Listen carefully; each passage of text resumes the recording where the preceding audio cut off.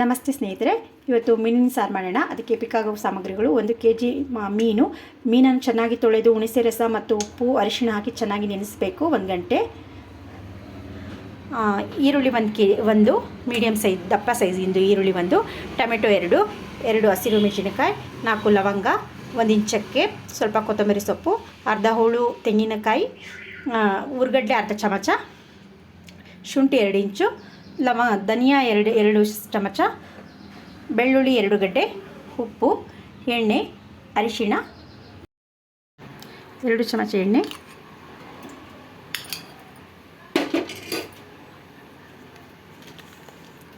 ಈರುಳ್ಳಿ,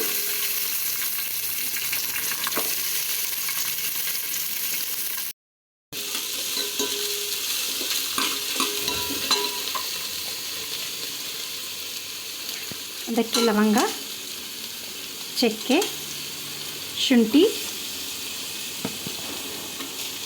2 ಹಸಿರು ಮೆಣಸಿನಕಾಯಿ,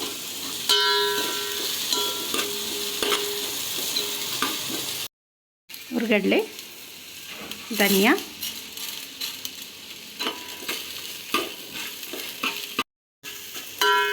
ಬೆಳ್ಳುಳ್ಳಿ,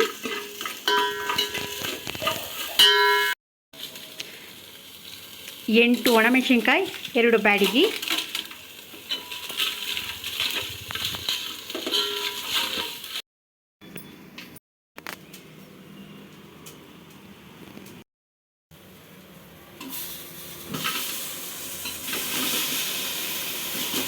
ಟೊಮೆಟೊ,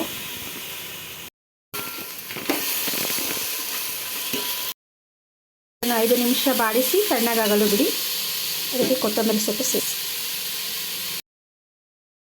ಮಸಾಲ ಹಾಕಿ ರುಬ್ಬಿಕೊಳ್ಳಿ.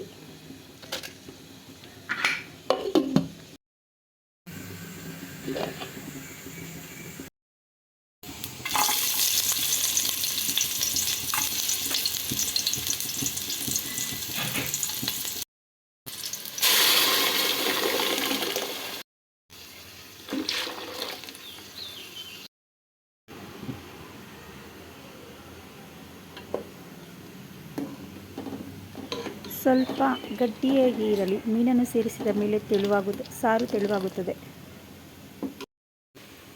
ಸಣ್ಣ ಉರಿಯಲ್ಲಿ ಕುದಿಸಿ, ಉಪ್ಪು ಸೇರಿಸಿ. ಈಗ ಮೀನನ್ನು ಸೇರಿಸಿ,